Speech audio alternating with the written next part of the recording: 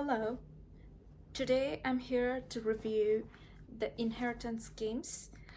It's a young adult mystery by Jennifer Lynn Barnes. Um, to begin with, to give a bit of summary of what the book's about, it's about a young girl called Avery who's living with her stepsister. She's not very rich. She has to work multiple shifts to make ends meet, and her sister's not that well off either. And one day she ends up inheriting these billions of dollars from a total stranger whom she's never heard about until that day. And the whole story revolves around her trying to unravel the reason the old man who left her the inheritance, the reasoning behind why he would have done so. So there are also the story also revolves around the family of the old man, specifically his four grandsons, all of whom are in receive a letter at the reading of the will and a message from the old man, and now they're trying to follow these clues that is left behind in his mansion to try to understand his reasoning.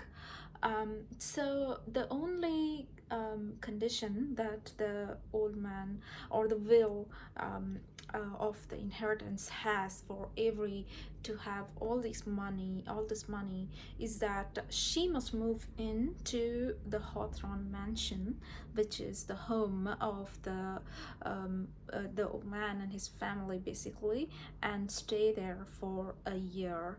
And she cannot be away from the mansion for more than 3 days at a time. So that's the only condition that she would have to follow to actually have all the money. So this is the basic summary of the story. So what I really liked about the book was that, as I said, it is a mystery, and Avery just moves into this mansion with this family who had actually expected to inherit the money that she has, and she has to live there. And she ends up following all these clues, starting from the letter that she and grandsons, the old man's grandsons, receive, and she ends up teaming with two of them to try to understand the truth behind the will. There is also a bit of a love triangle that goes on between two of the grandsons, Jamieson and Grayson, and Avery, and and the interaction that she has between these different characters is quite distinct. For example, Grayson suspects that Avery is a con artist, and she has done there's a plot or conspiracy going on, which is the reason that she's inherited all the money. Whereas Jameson is convinced that the old man has an elaborate game set up, and Avery is just a part of the puzzle. So she's just a piece, like a chess piece basically, and the puzzle is for the four of them, his grandsons, to actually solve, and Avery is just a part of the puzzle, and she was never meant to be the end game to actually inherit the money. And Avery herself is quite curious and trying to find out where she fits in all, in the whole picture, and she's basically trying to, she cannot trust anyone. She cannot trust even the people who are the closest to her. The way her inheritance changes them, or the way that affects them, is also quite significant, and she cannot really trust anyone, but she does team up with people from time to time to understand the truth of why she has all this money. And also, the other premise that I really found interesting about the book was the importance that's been placed on these puzzles and these games, not just as part of the plot, as part of understanding why the will was made. But also with Avery, growing up, her mother always plays these games with her. She always has these competitions with her, in which they solve these various puzzles. And the old man himself, the way he's basically brought up his grandsons on these games. Like every Saturday they used to go, the way the old man had raised them, as the book unravels, is that every Saturday he used to give them a puzzle, and it used to be a competition between the four of them on who solves it first. So the importance of that to the characters as individuals, or the way that solving a problem was emphasized in these characters, not just for the plot but as a lifestyle, was very interesting. And also the book itself has all these small chapters. The chapters are very short, and after each one of them there is a clue, or there is a cliffhanger that really makes you want to go to the next chapter. So that really kept me hooked, and I didn't really want to put down the book, because every chapter had something for me to actually go on to the next one. And because they were so short, it was so easy to just keep finishing them as well. So I would just be having my morning coffee, and by the time I'm done, I have finished 3 chapters. That really set a very easy style of reading, which I loved about the book. Now, for the cons, I felt that Avery, although the way she reacts to the inheritance is very realistic, she's confused. She's I wouldn't say nervous, but she's confused. She's a bit afraid as well as anyone who would be in her position. So the way she responds to the events around her is very realistic. But I felt that the character itself was set out to be too perfect.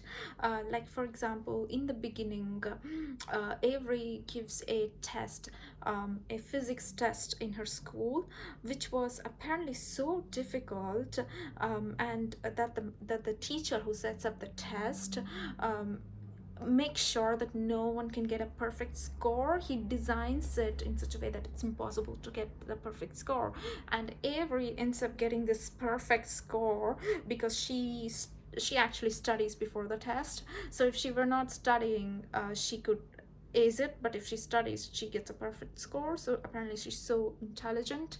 Well, I get it, she is smart. The way she actually solves all these clues that the old man has given is actually she's pretty perceptive, and she's quite smart.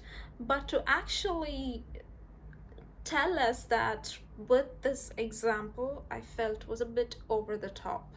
I don't think I feel like readers connect to characters that are flawed, and Avery, I believe, the initial premise, at least, I believe she was being set up as a bit too flawless, which didn't really feel very realistic.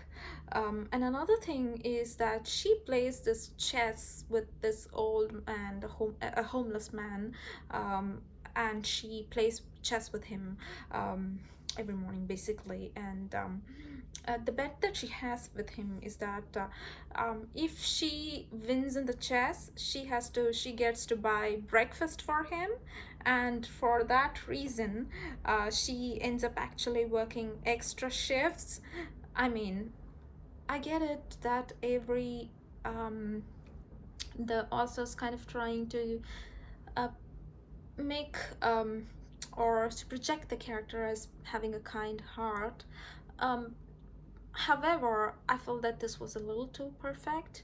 I mean, realistically, perhaps, I think realistically, the way it could have been possibly is maybe she just has an interaction, a friendly interaction with a homeless man from time to time, and she enjoys a game of chess, and she kind of buys him breakfast as a sign of gift.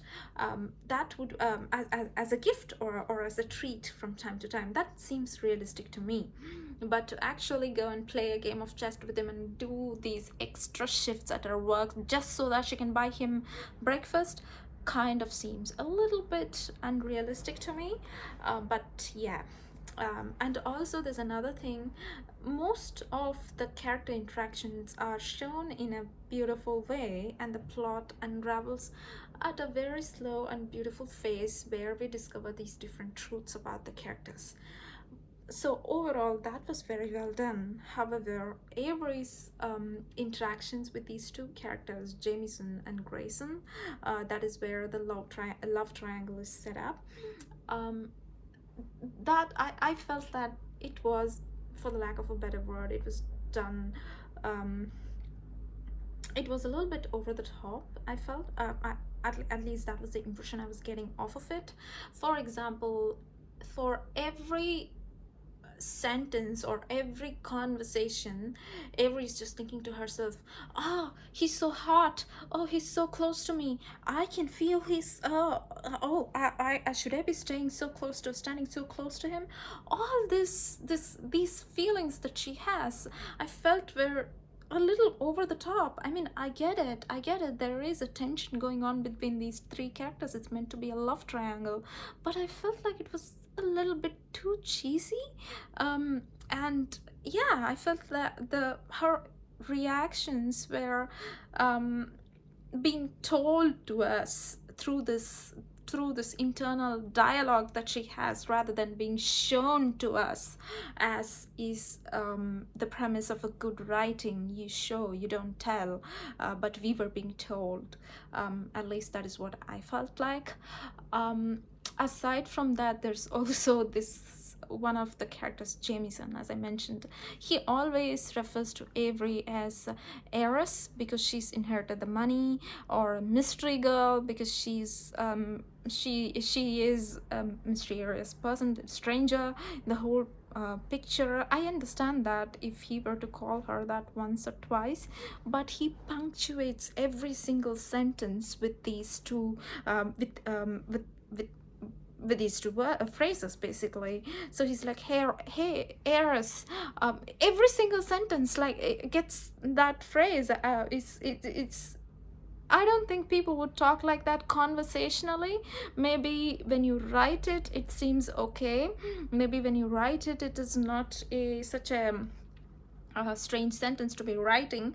But these are conversations that the characters are having, and I don't think anyone would talk that way. Purely speaking from a language point of view, that was just my comment. But other than that, the mystery was done beautifully.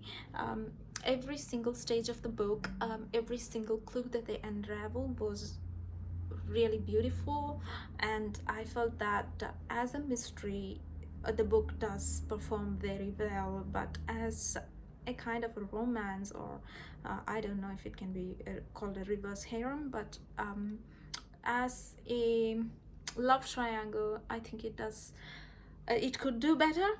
That is what I felt. So I guess ultimately I would be giving this book 3 stars out of 5. And it ends it does answer most of the questions that were raised at the beginning, but it does end on a cliffhanger, which is why the second part of the book is something I'm looking forward to reading a lot. And yeah, that is my review of the Inheritance Games. Thank you.